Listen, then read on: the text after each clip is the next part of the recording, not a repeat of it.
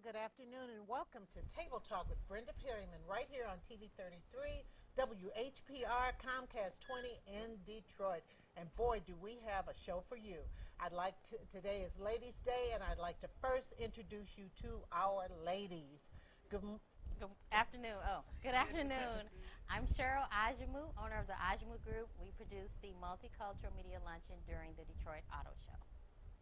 Hi, I'm Dr. Rose Moulton, psychologist and life transformation coach, and great to be here today.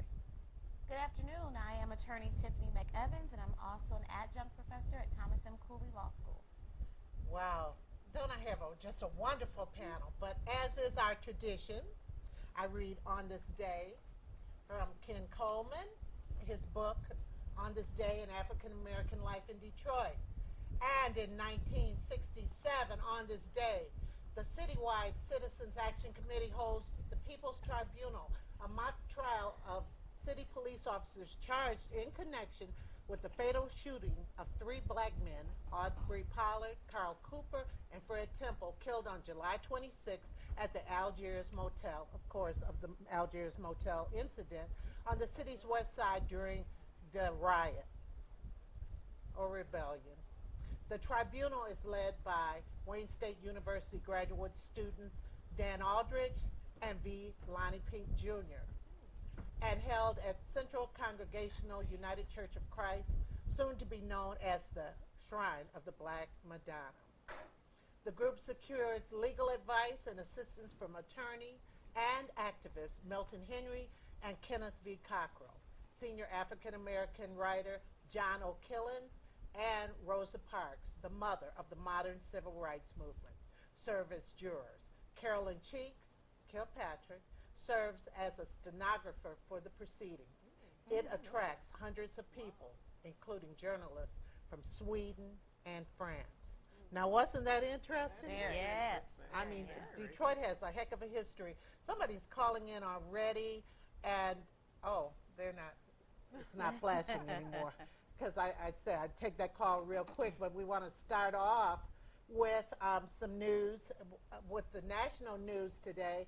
And first we're going to talk briefly about last Saturday's March for Jobs and Justice that was led by Al Sharpton of the National Action Network and Martin Luther King III.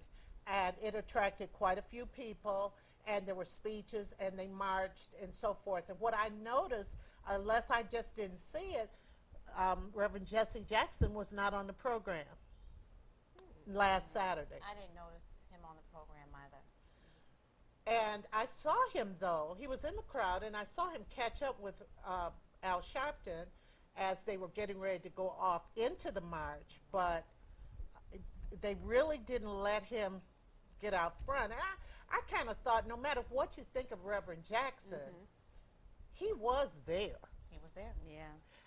And, I mean, he does have a place in history, and he was there. He was at that motel when Dr. King was shot. Yes. And we're going to talk about some interesting things regarding Dr. King, Memphis, his speech, and so forth. And Cheryl, being from Memphis, she has a lot of great insight, a lot of great stories that she found out about the Lorraine Hotel and Motel. Yes. It was a motel, right? Motel. It was a motel. But there's so much, and you're going to be mesmerized. So I want you to hang with us and everything. A lot of people went to the march. Any of you know people who went to the march? Yes, I knew quite a few people. There were several bus trips that were sponsored down for the march. Several of my friends went down. Well, I noted that the march in 1963 had numerous celebrities. Not only it had numerous white people, black people, celebrities, politicians, Republicans, Democrats, and so forth.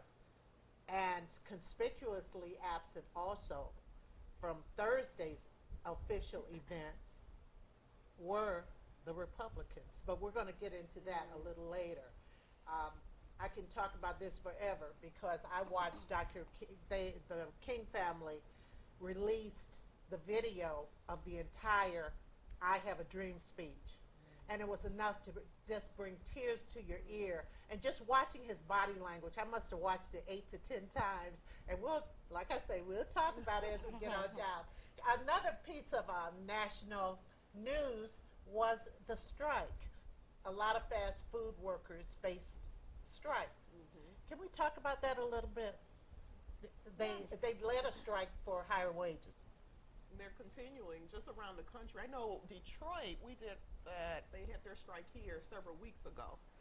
They had another one yesterday. Yeah, yesterday, and it was I think the initial one several weeks or about a month or so ago as well, and other cities around the country joining in. It's interesting. I think they have a right to unionize if they want to, and I think we all were kind of discussing before the show went on that $15 an hour seems a little steep to jump from minimum wage and over, double what you are typically going in there making. We don't see that happening. Well, Robert mentioned on another show, on the other Table Talk with the Men, he said, well, he thought that they would probably go for $10. They were just asking for more. What do you all think about that? I agree with Dr. Rose. From $7.25 to $15 is a huge, significant jump. I do agree that minimum wage can be increased. However, we have to look at the bigger picture here. The jobs at fast food restaurants aren't meant to be careers, but to be a stepping stone to move on to management and to move on to other types of jobs. So to move the payment from $7.25 to $15, I think, is unreasonable. Yeah. Right, and you talk about unionizing. Once they see those union dues, Yeah. I mean, think about it. Union dues are a lot. And I wonder, do they really understand what the whole, what that would entail if they unionize? Not to mention the prices that the average consumer would have to pay would be increased tremendously. Well, I don't know. They said You just have to. 65 cents and everything. And then last night I was watching Let It Rip, and Paul Hubbard, who owns a couple of franchise stores out of this state, he used to own them here, he was saying, and I don't know if I believe this, talking about his margin of profit wasn't that much.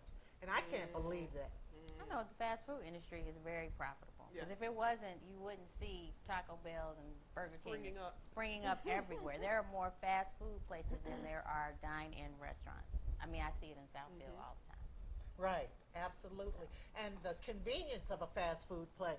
The convenience. We It's know cheap food. It's cheap food. it's cheap food.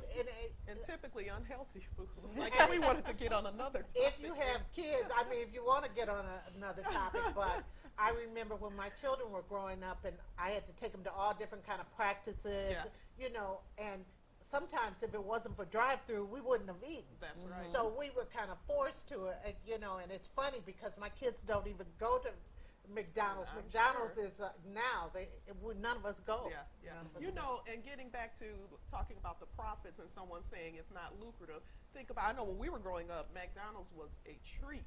If we could get it once or twice a month, it was a big deal.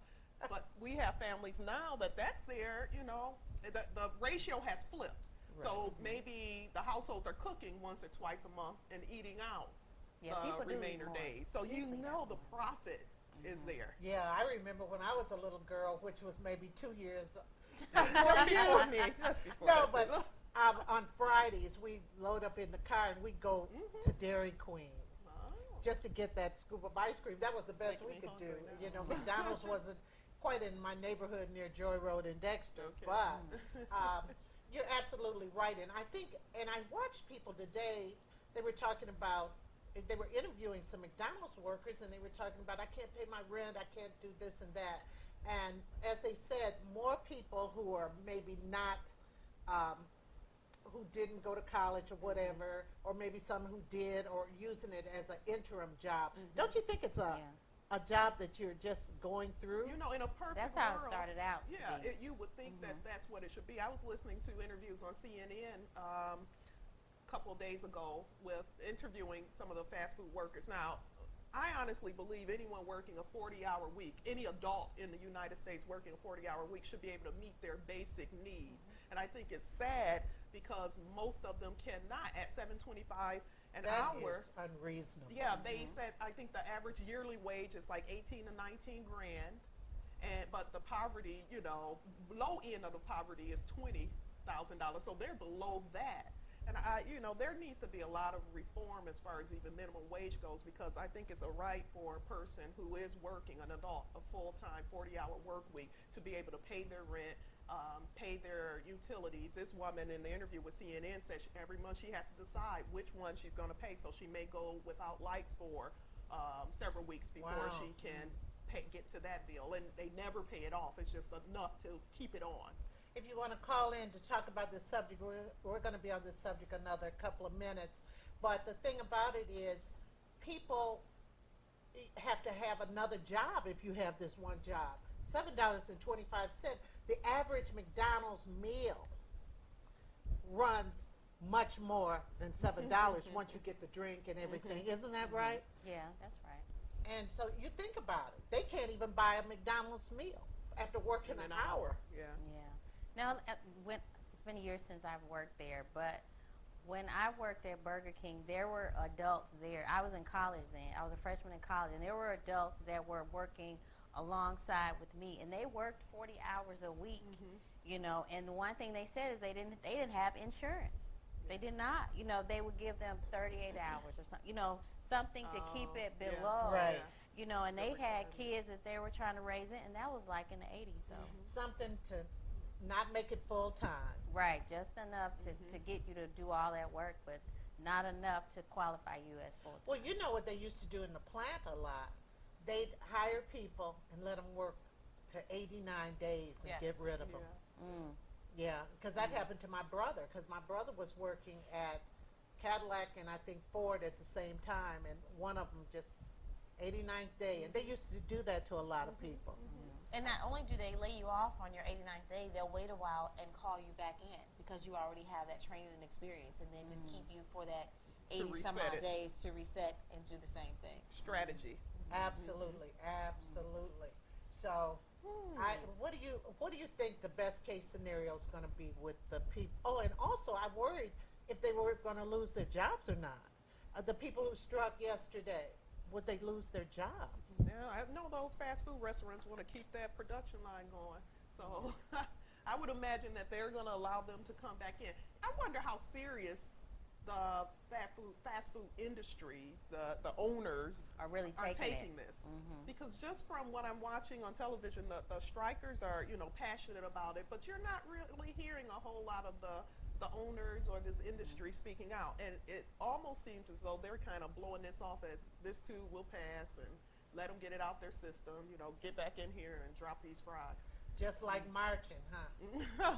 I mean, they're different tactics. You just have to try. But they did shut down some of the restaurants, and when the restaurants shut down, they're not making any money. That's right. It's always about economics. Right, Bottom line. right. That's true, Always Cheryl. about economics. Well, we had. Oh, also they had something. Last thing on this, on the fast food, it was saying that for a day of walkouts and strike, they talk about women. A lot of women work in these fast food places, and so women are affected disproportionately. Anyway, It's interesting too because I know with Starbucks, and you can take that as fast food or not fast food because they do offer other things. But from my understanding, Starbucks offers benefits. Oh, Yeah, I Really? think they do. and yeah, very they do. good benefits. I've actually had Yes, several they do. patients who work for Starbucks that have come to see me in private practice counseling. And I was mentioned that to impressed. say that there obviously is a way for these things like that to work out, Right. and that maybe Yeah. the workers need to look into what is it or how is it that the Starbucks chain is able to provide their employees with benefits and things like that. and Costco.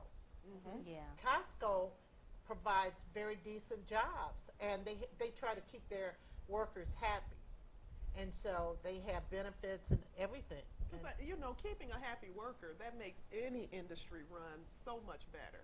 And very that important. really needs to be the ultimate goal. It can be done. Yeah, it's going to cut into profit margin. Yeah. That's just going to happen. But if you want, it's nothing like having, loyal, committed, dedicated workers. We talk about, and that's our own opinion, that we don't think this is a career, or a full-time job for adults. But there are many adults out there that this is their career, And if that's the case, these employers should really value these people who are making profit for them and figure out a way to keep them happy. Absolutely, absolutely, because the turnover is high. The turnover Yeah. is kind of high. Because And of that's that why, reason. because Yeah. of the money. Because of the And money. as we talked before, I told you my daughter worked at Taco Bell. She worked the window, and she'd be so tired when she got off work. She said it was like slavery. Well, I'm sure she doesn't know how slavery was, because I'm sure I wouldn't have wanted to do it. I It's would've- hard work. It's hard work. I mean, you are cleaning everything. Not only are you getting the food, we call them expediters, you're cooking it, you're putting up the food when the distribution truck comes in, you're doing all of that. So you're not no Yeah. idle moments. Never. Because if you got time to lean, you got time to clean. That was the thing. So you were scrubbing baseboards, you cleaned that bathroom. I mean, we did everything. It was brutal work. I couldn't wait to leave. I couldn't wait. It was motivation for me to say, I do not want my life like this. Well, my nightmare job is being a waitress, because I see people who really, really pick on waitresses. And I mean, to the point where they have waitresses, I mean, it seems like they try and start things sometimes. Now, some waitresses are very rude, but a lot of times they don't want to tip. And then you got to carry plates with food that I just could. That's my nightmare job. That's why I'm a good tipper. I recently saw stories. I don't know if the whole state of California or a particular area in California actually started mandatory adding 18% to the bill. Some restaurants and are starting to do that. Yeah, and they're giving their servers, their waitresses and waiters flat salaries, or hourly rates, as opposed to they have to depend on tips. I think that's an excellent I think that's idea. an excellent idea too, because that is just awful. Now, as far as the local news is concerned and the election, I mean, there's always something new. Always something new.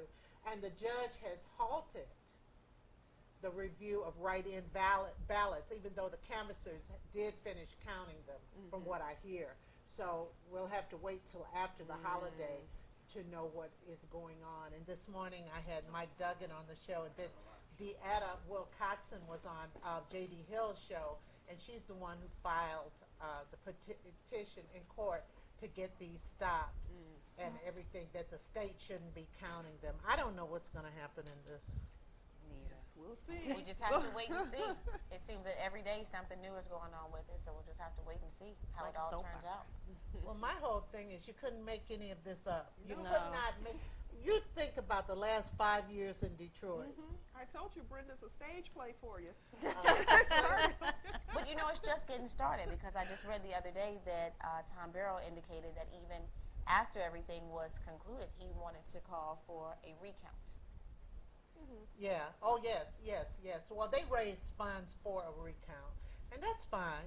That's fine. I don't think it may not have a lot of changes, but it's people's right to have a recount. It is. It's the- also people's right to have their votes counted.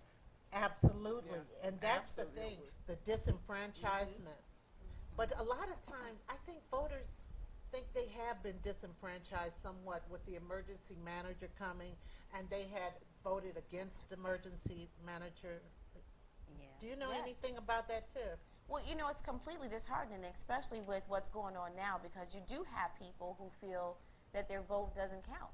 So now when you're experiencing all of this going on with the primary election in the city of Detroit, it's kind of, giving their words a little bit more weight, as opposed to, saying, oh, yes, it does, because the thought was put out there to just throw out almost 20,000 ballots.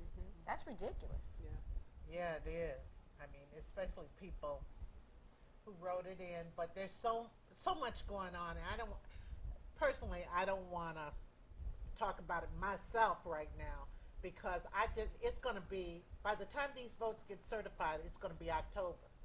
And then weeks before the a few election. weeks before the actual election. So, and I'm going to have Benny Napoleon on a future show. Also, Mike Duggan has agreed to come on to Table Talk Great. so that he could be grilled and everything. So, another thing I found interesting was the Superman Batman movie is coming to Michigan. Yay, And That is to exciting. that's Great. That is exciting. wonderful. Yeah, that's Great exciting news. because thousands of people can get jobs as extras. Now, it's just for the movie, but that extra pay is good pay. It's better than McDonald's pay. Not to Wow. mention the exposure for the city of Detroit. Yes. Yeah. Right. And maybe other Revenue and all that. filmmakers will want to come back. And they also said, and I had these statistics here, that it will use about 500 Michigan vendors and spend about great $5.1 revenue. million in local hotels. Great. Also, spending approximately 105 million. Oh, that was Oz, the Great Yeah. and Powerful, boring movie. That was so boring. I tried to watch that thing. I fell asleep about 5 times. I said, "It's still on." I couldn't believe it. But a lot of people will be able to profit from that. And see, people should get their catering service. If you cater, get registered with the Detroit Film Office to get your catering Take advantage service. of it.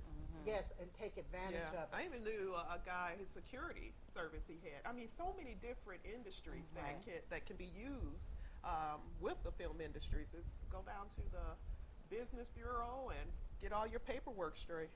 One of my former students played a prisoner in one of this movie that had Robert De Niro in it, and at first there was something about him that they ended up giving him lines too. Wow.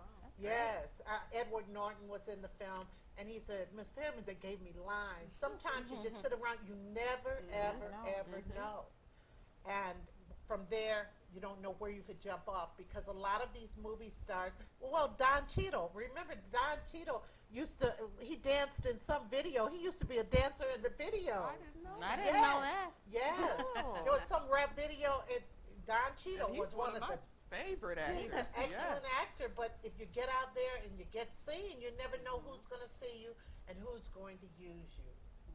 Also, we're going to go to the social issue part, and we're going to go there kind of early, people, because I'd like to know if any of you got an opportunity to watch President Obama's speech the other day, and also President Clinton's speech and everything. And President Clinton, he brought up a very good point about voter suppression. He said they want people to go through all these changes to vote, and you have to go through no changes to get a gun. That's right. That was a great point. That was very Yeah. powerful. Yeah. He didn't have to say anything else after that. Drop the mic. Yeah. Close it out. Right. No changes to get a gun, but you had to, I mean, that was ridiculous. But what I was taken aback, and I wanted to spend a deal of time on this, was Martin Luther King's speech. If you DVR'd it or you get a chance to go onto YouTube, well, you won't see the entire speech a lot of times because the King family has the copyright for the entire speech. And the part prefacing when he says, "I still have a dream." And it's funny, as you sit and you watch that, you see how relevant that speech is still to today. And the body language and the power, because King started off reading his speech, because he had a speech printed out that he, wrote, and he started off reading. But they say that Mahalia Jackson said, "Tell him about the dream, Martin." Well, we all know that Martin Luther King had given a great deal of that Yeah, speech here. right here in Detroit. But when he said, "And because I still have a dream," he did not look down at the paper one time, and he just kept on going. And then when he got it to the end, when he said, free at last, thank God Almighty, we're free at last, his head just kind of bounced like a rabbit. I said, get down. But, I mean, the strength of everything, it was just such an important speech. And Cheryl, you're from Memphis. Yes. And you told me some great points about, well, so many things, but Yeah. the Lorraine Hotel. Motel. Motel. We know that the Lorraine Hotel was it was both. People stayed there as a hotel, but there were people who lived there. Okay, why don't you tell your audience how that got to become a monument? Okay. And that was the place where Martin Luther King lost his life. Right. Before Dr. King was killed, the Lorraine Motel was a place where it was probably the only hotel where African Americans could stay in a hotel. Before that, they would just stay in different people's homes. So because Memphis was like a hub, there were a lot of people like Dr. King, Billy Kyles, Jesse Jackson. When they brought people in for meetings, they would stay at people's homes. But the Lorraine Motel was a kind of place where, I don't know if it was African American owned, but a lot of African Americans worked there and they stayed there. So after Dr. King was killed, the Lorraine Motel just went down. It just, like, people just didn't care. I'm not sure who the person was. What you mean they weren't? It wasn't any maintenance on it. It just looked like an eyesore. Did And people stop going? Yeah, to visit? there was nothing to see. It was Yeah. just like It was looking at heartbreaking, a reminder. it was just like a building that was just disintegrating. It looked like that. So I'm not sure who the person was that decided to turn it to a motel, but there were people who protested it, and there was a lady named Jackie. She is still there. She sits outside across the street from the Lorraine Motel, and she is protesting still. She's been out there at least Are you 20 years. serious? She sits under a tent because she lived there. And she was saying that they took away her home, and she thought it was like commercializing on Dr. King's, being murdered. And so me being a kid, and my parents had put my sister and I in Operation Push, we were all part of this whole, we were witnessing all these changes that were happening. So we went down to Lorraine Motel. She was there, as she was there every single day, rain, sleet, snow, under her tent. She had her food. People would give her donations. And I asked her, why did she not want this place to be a museum? And she said, because people live there. And I said, yeah, but I'm a kid, and I don't really know what happened here. And if, people come after me, who's going to know what happened here? All she saw was they took her home. And what did they turn it into?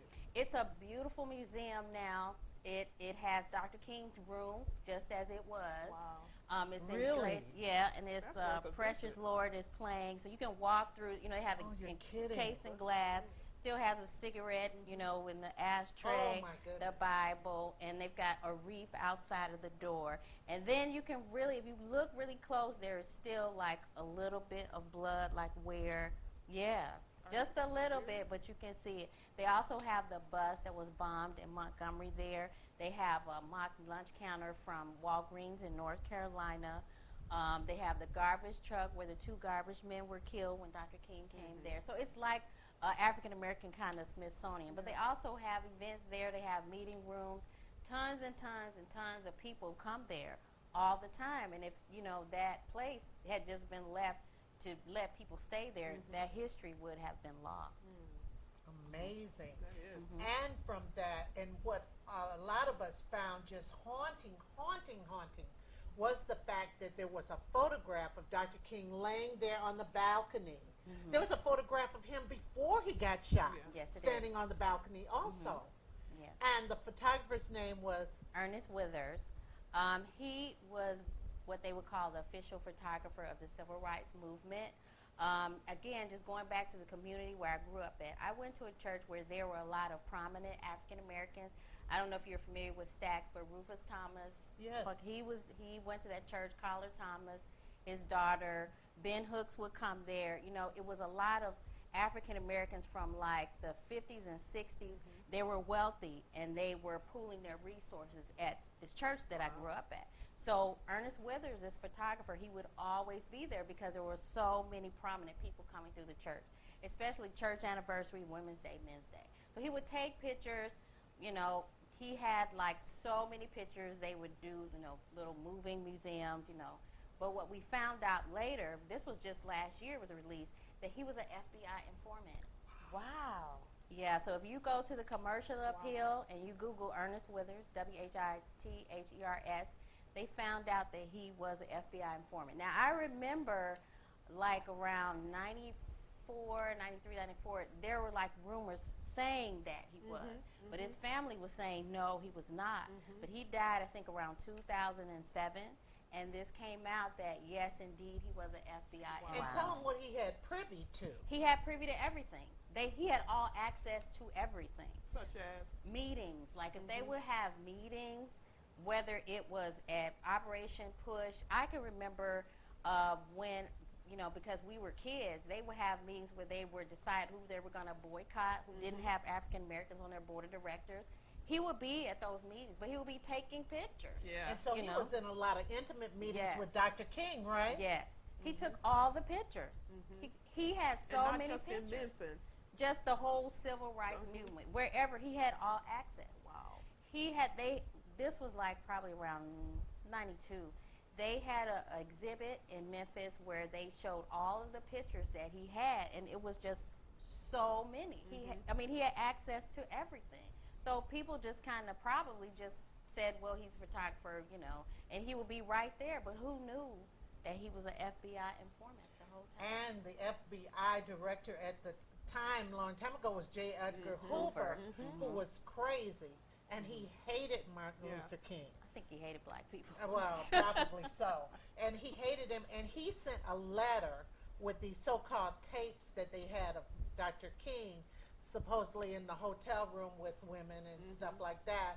And he sent them to Martin Luther King's house with a letter and basically saying, you know you're caught, you know you're this, you know you're that, why don't you just kill yourself?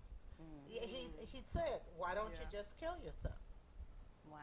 He wanted him to go. So I can see people saying it was an FBI conspiracy, Yeah. probably. Because the implications of that, the implications of That what is just Cheryl just amazing, right. shared with us, you know, who knows what this Ernest Withers, you know, reporting back. Actually shared back. Yeah, Right. Yeah. and how that changed history. Yeah. Right, right. And it didn't come out until after he died. It did not come out until after he died. But to think that he was probably in that motel room, he was all. He was everywhere. Yeah. He was everywhere. If there was a congregation, I mean, now people are like, oh, we remember he was here, he was there. If there was a group of people, prominent African Americans, and they were having, like I said, Women's Day, Men's Day, church anniversary, stuff like that, he was there. And we weren't calling him saying, hey, we're having Women's Day, come over here and take our picture. We were bringing in Wyatt T. Walker, you know who that is? I mean, we had like major people coming there speaking, and he would be there every single time. He was amazing. everywhere. He was everywhere. People didn't really think. I mean, we knew he was a keeper of the history. We knew he was a keeper of the history, and nobody, you know, And much questioned more. it. Yeah, And much, much more. And you had a conversation with him, didn't you? yeah. I was actually going to hire him to photograph my wedding because I knew he was a keeper of the history. And I was like, I want him to be my photographer so that I can be in an exhibit someday, you know. Yeah. And my mother told me not to do it because my uncle had started a photography business, and she said it was important that we support our own family business. So my uncle, who was just starting to take, you know, pictures, he told my mother that sometimes he would look at Mr. Withers because people idolized him. Yeah. And he said, it doesn't look like he's really focusing. It's like he's just holding up the camera, snapping, like flashing, but not really taking pictures. And people just kind of blew him off. But now, you know, everybody's like, wow. Imagine that. Was it, was he really taking pictures or was he just here? You know, Yeah. people are And he questioning was taking it. pictures and much, much more. And much, much more. So he could just, I mean, talk about the strategies that Dr. King had. Everything. He and heard how- everything. Yeah. Yeah. Everything. Plant listening devices, right? I mean, Oh, go that's back and true. give Everything. plans of what's going on. Where Who they talk knows the about extent of what where he they really will did? be. And he was One able to step ahead. become famous. Yeah. He was very famous.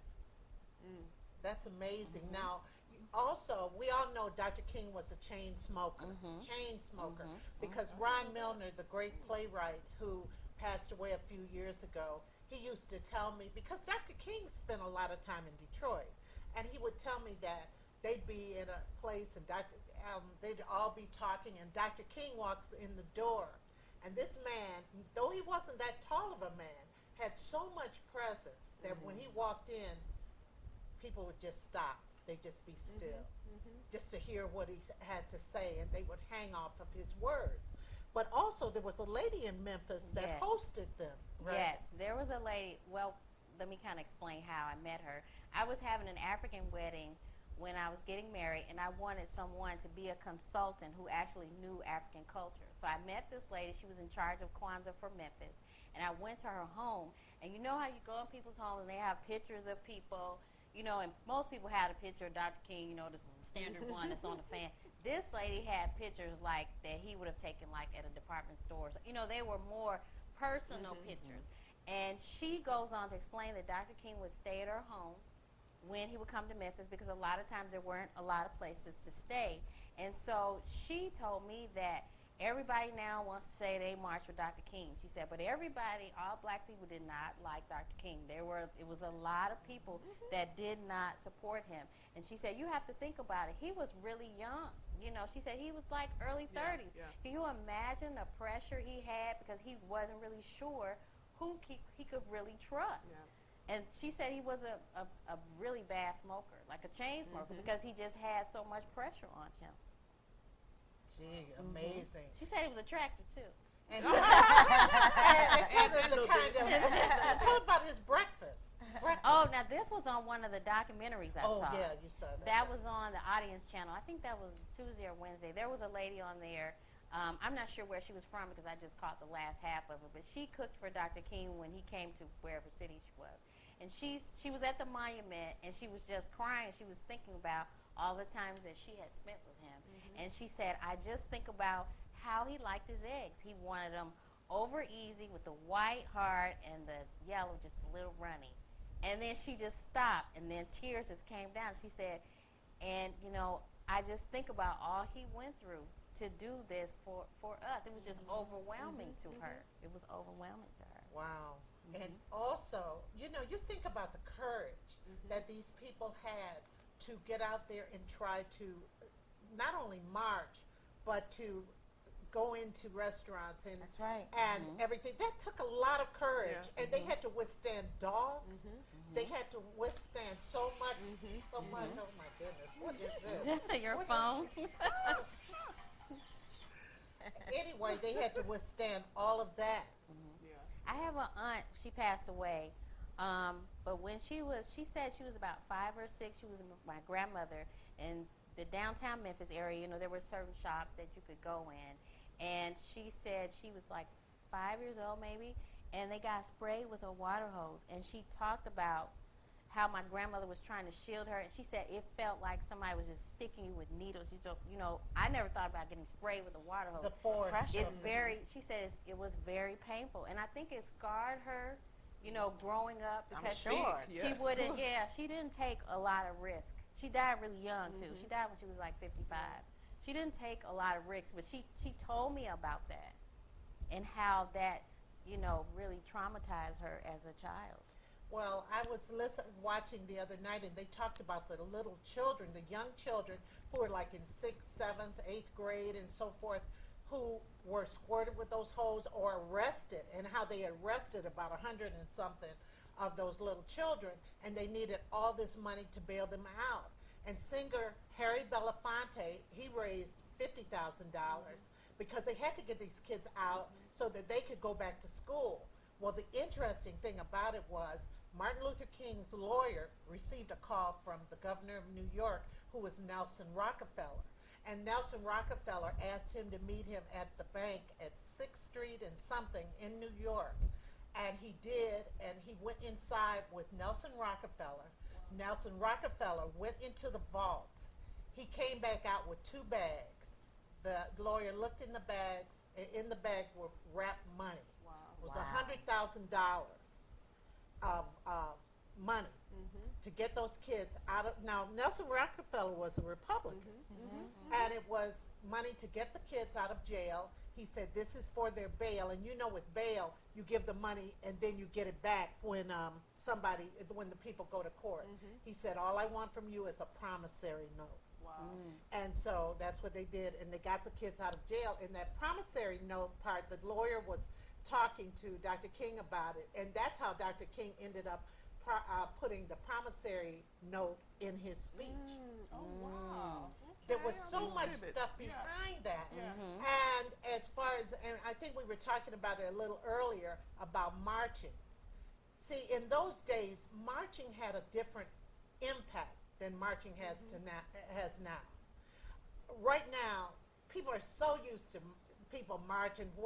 You know, they never change from the What do you think of marching now?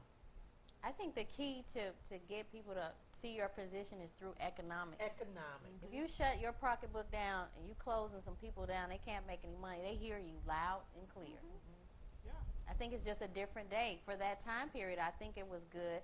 It has its place, but I think the key to really get people's attention when they know that you really mean business is to do it through economics. Because even during that time, excuse me, Brenda, even during that time, it was the economics of the bus boycotts that got to them. Yes. You know, they marched Excellent. and they had the news there. They made international news, but it wasn't until these companies were suffering because that dollar that the black population was bringing in was lost. And they wanted that money back. Yeah. Money has a color, it's green, but Yeah. they'll take it from anyone. Yeah.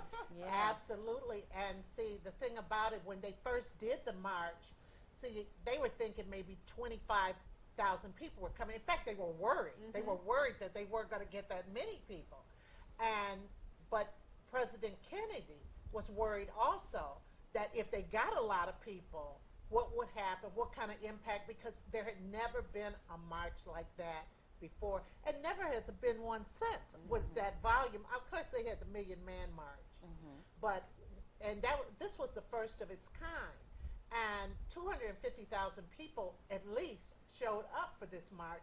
It was white people, black people, people of all ilk. They had a lot of, like I said, celebrities. They had Republicans, they had Democrats, and it was well organized and everything. Imagine, those days they didn't have social media. I know. No. Yeah. Exactly. Yeah. No cell phone. That's right. No cell phone. They couldn't text and say we on our way. I mean, imagine that. Yeah, I can't imagine. No. I mean, seriously, they didn't have all of those conveniences No. we had. They had to go to a. Yeah.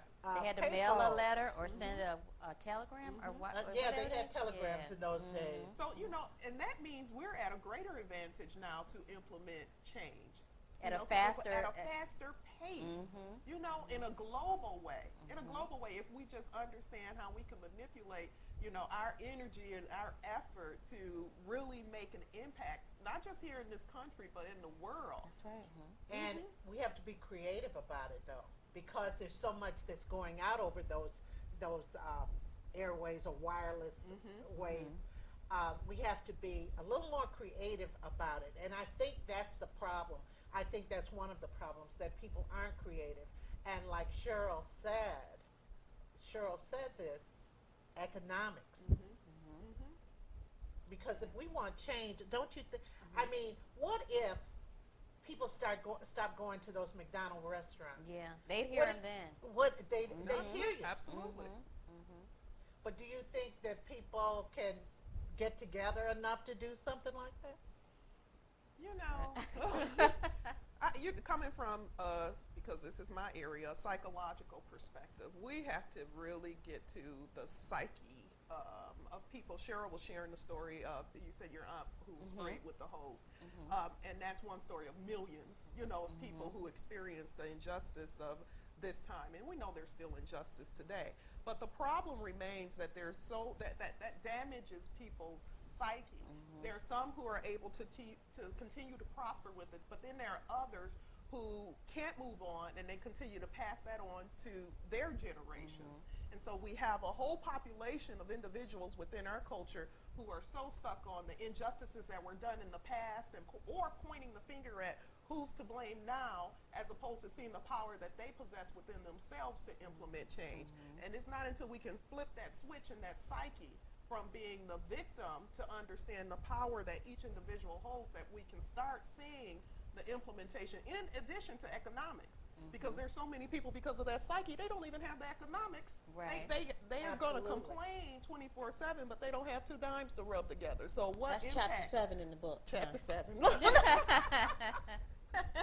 But things have changed. Even some of the criminal justice system has changed. A lot of people look at it 50 years later and say nothing has changed. And John Lewis, he did talk about there are a lot of things that have changed. I guess people just didn't notice it.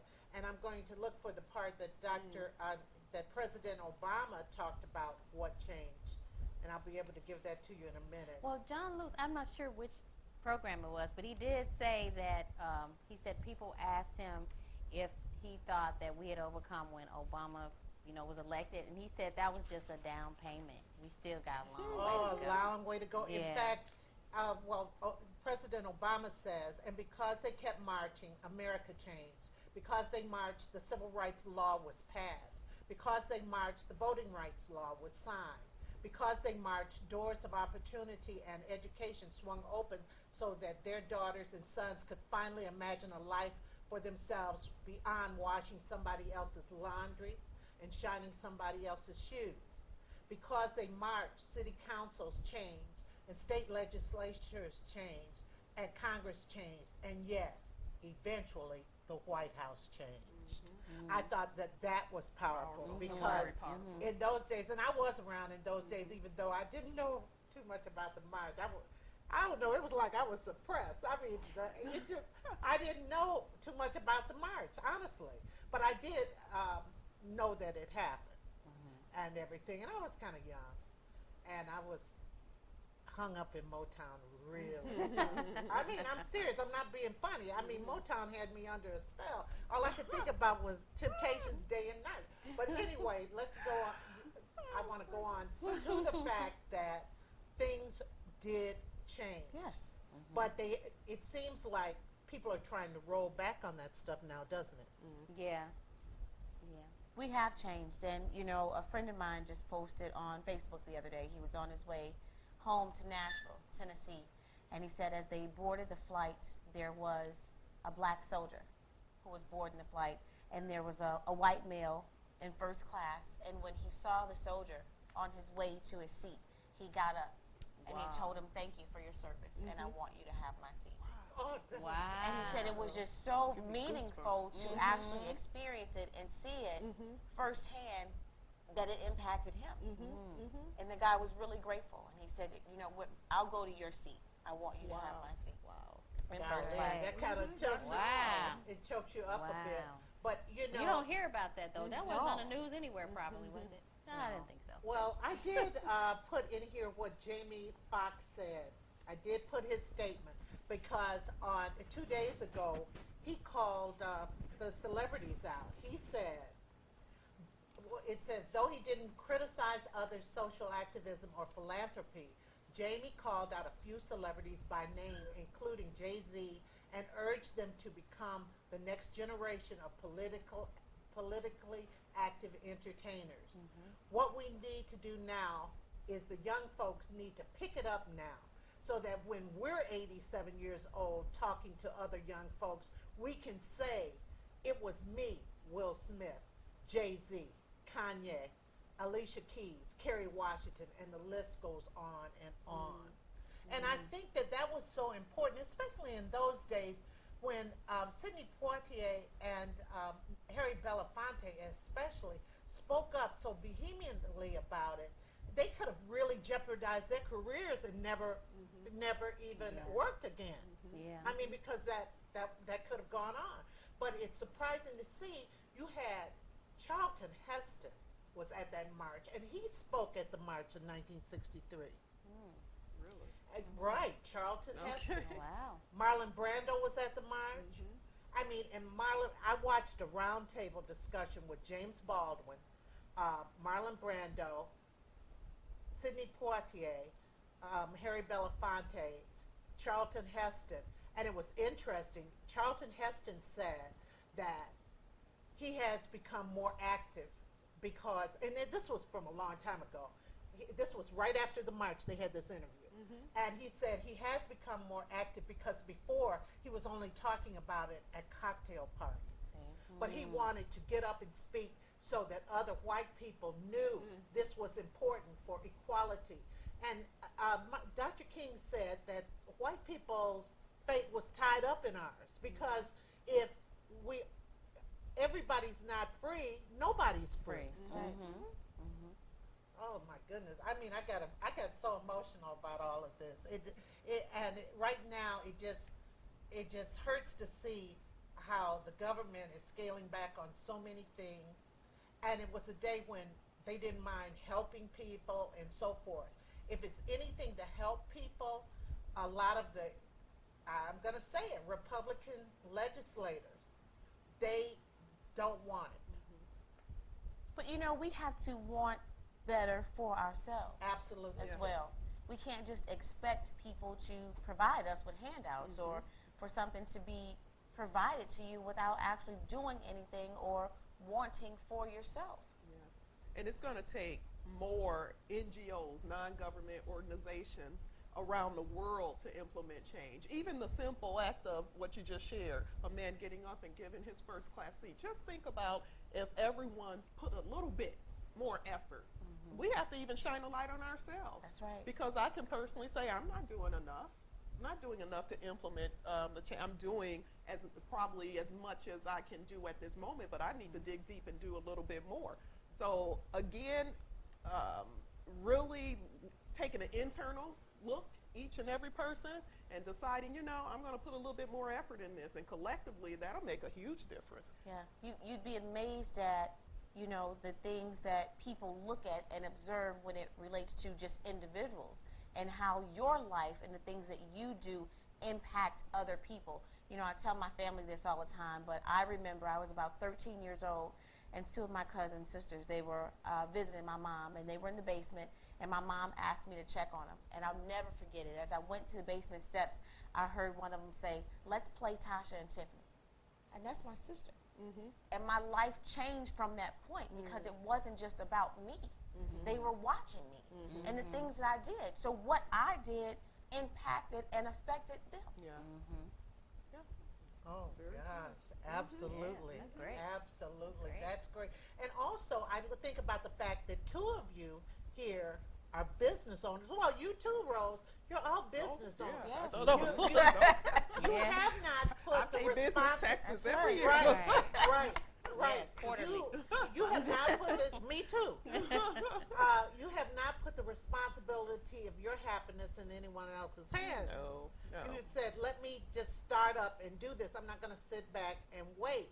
But also, you had to get certain training, That's right. And I was telling Cheryl, I said, I wish when I was coming along and getting into my teaching career and everything, there were a lot of workshops to tell me how to run a business, how to do this, how to do that. I have had a lot of little things I've always done in my life, but I've always had to learn them. The ability to read is an amazing thing. Right. But we just have to be more of self-starters, don't you think? Definitely. 'Cause Yeah. a lot of I don't know about you, but I know my father worked in the plant at one time. Yeah, my dad as well. Oh, okay. Yeah. Yeah. So, I mean, that was the thing. The warmth of other sons. We come up here and they migrated to the north so that they could get a job in the factory.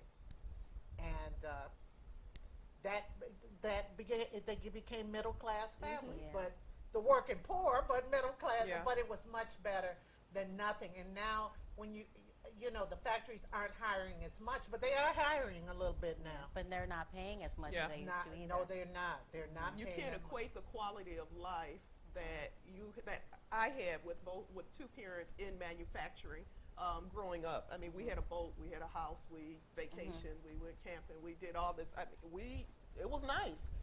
That doesn't. I mean, my kids' It's a mom lot has a harder to do. PhD. and- Yeah. It's a lot harder to do.